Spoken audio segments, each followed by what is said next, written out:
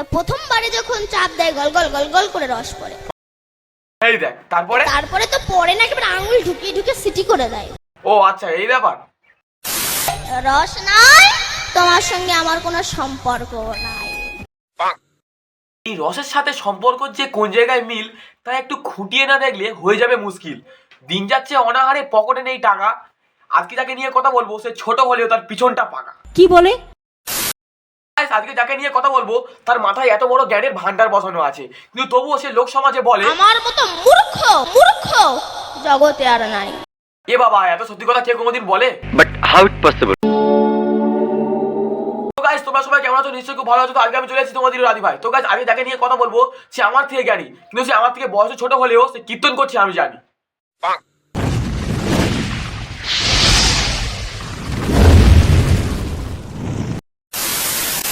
অনেকে আমার কমেন্টে লিখেছে যে তুমি এখন স্কুলে যাও। এ বাবা, তোমাকে এ কথা কে বলেছে? তুমি যদি স্কুলে যাও তাহলে আমাদেরকে কীর্তন শোনাবে কি?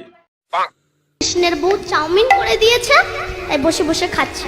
আচ্ছা বোন, তুমি কি ভগবান শ্রীকৃষ্ণের কথা বলছো নাকি এই কলিযুগের কোনো মানুষ কৃষ্ণের কথা বলছো?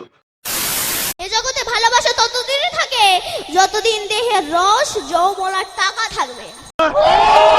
বোন কি কথা বললে? তোমার তো সব জায়গায় স্থান নয়, তোমার তো প্রধানমন্ত্রীর চেয়ারে বসার কথা। যৌবন ফুরিয়ে যাক, টাকা ফুরিয়ে যাক, ভালোবাসাও সঙ্গে বিদায় নেবে। ঠিক বলেছো বোন, ঠিক বলেছো। এটা বুঝুনি বলে আজকে আমার গার্লফ্রেন্ড আমাকে ছেড়ে চলে গেছে। প্রথমবারে যখন চাপ দেয় গল গল গল গল করে রস পড়ে, তারপরে যখন চাপ দেয় রস শুরু হয়ে পড়ে, তারপরে এক দু ফোঁটা পড়ে, তারপরে তো পড়ে না, একেবারে আঙুল ঢুকিয়ে ঢুকে সিটি করে দেয়। আচ্ছা বোন, সেটা কি লেবু যে আঙুল ঢুকিয়ে পাকিয়ে পাকিয়ে সিটি করে দিতে হয়? একটা পাতি লেবু। তো বন্ধুরা, এখানে এই লেবুর কথা বলা হয়নি, এখানে তোমার বাবুর লেবুগুলোকে কাবু করে দেওয়ার কথা বলা হয়েছে।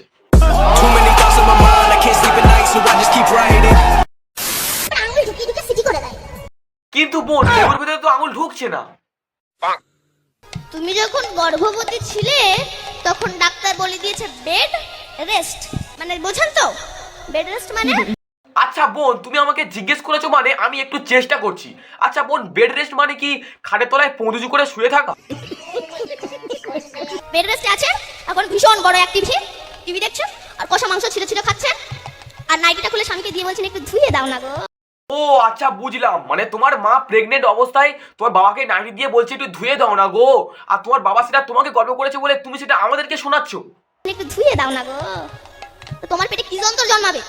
যেমন তোমার মতো জন্মেছে সেরকমই তো জন্মাবে, তাই না? আচ্ছা বোন, এবার আমার মনে হচ্ছে যে তোমাকে স্কুল যাওয়ার কমেন্টটা করেছিল সে মনে হয় ঠিকই করেছে। ঠিক বলেছো।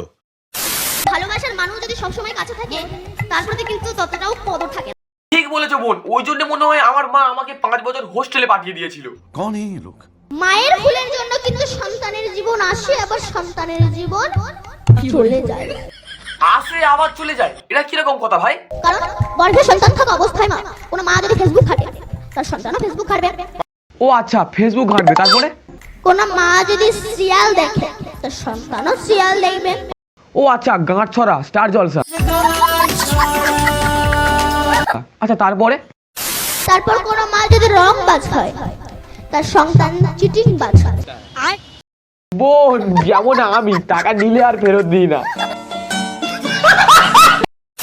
মা যদি রংবাজ হয় তার সন্তান চিটিং বাজ হয়। ও আচ্ছা, গর্ভে সন্তান থাকা অবস্থায় কোনো মা যদি রংবাজ হয় তাহলে তার সন্তান চিটিংবাজ হবে। যেমন তোমার মা রংবাজ ছিল বলে তুমি জ্ঞানবাজ হয়েছো। গর্ভে সন্তান থাকা অবস্থায় ছোট মুখে বড় কথা বলছি, অপরাধ নেবেন না। অপরাধ নেবো কেন? তুমি আর অপরাধ নেওয়ার কোন জায়গাটা বাকি রেখেছো? তাই বেকার আমাদের কাছে ক্ষমা চেয়ে আমাদেরকে লজ্জিত করো না।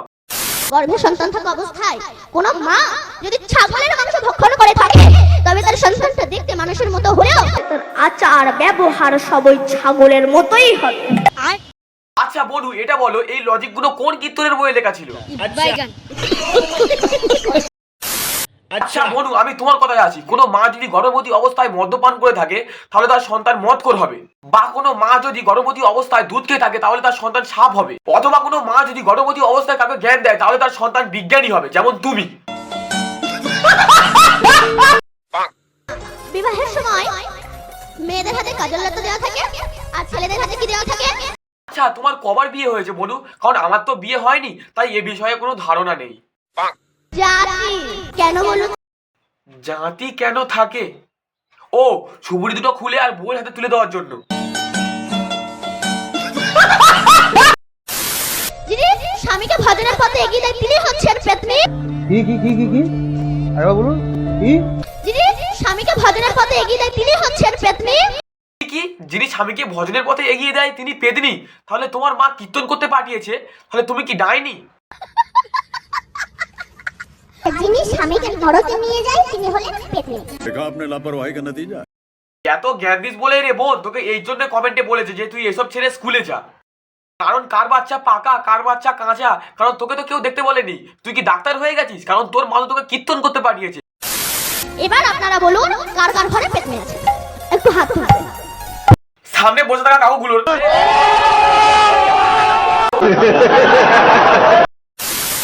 আচ্ছা বলু, তুমি যা বলছো এ তো কুরুক্ষেত্রে ঝড় লাগিয়ে দেবে সংসারে।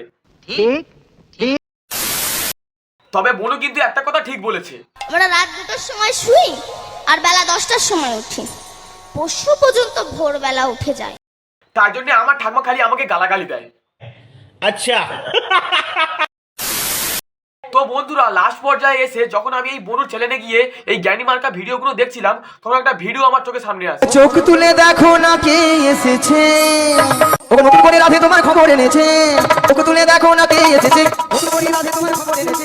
চোখ তুলে দেখো না কে এসেছে, নতুন করে রাধে তোমার খবর এনেছে। তুলে নিয়ে যাবো যখন নিতে এসেছি। এটা আমার কি ধরনের কীর্তন ভাই? এ তো শ্বশুর বাড়ি জিন্দাবাদ 2 করে দিল। তো হে গাইস, দুঃখের কথা বলতে আমি ভিডিওটা এখানেই শেষ করছি। তো গাইস, তোমাদেরকে একটা শেষবারের কথা বলছি, এই ভিডিওটা শুধু বিনোদনের জন্য বানানো হয়েছে, কেউ কোনো সিরিয়াস ভাবে নেবে না। আর যারা ভিডিওটা দেখছো শেষ পর্যন্ত দেখতে থাকো। আর যারা আমার চ্যানেলে নতুন তারা সাবস্ক্রাইব করে দিয়ে যাও আর ফুল এনজয় করো। তো চলো বন্ধু, টাটা।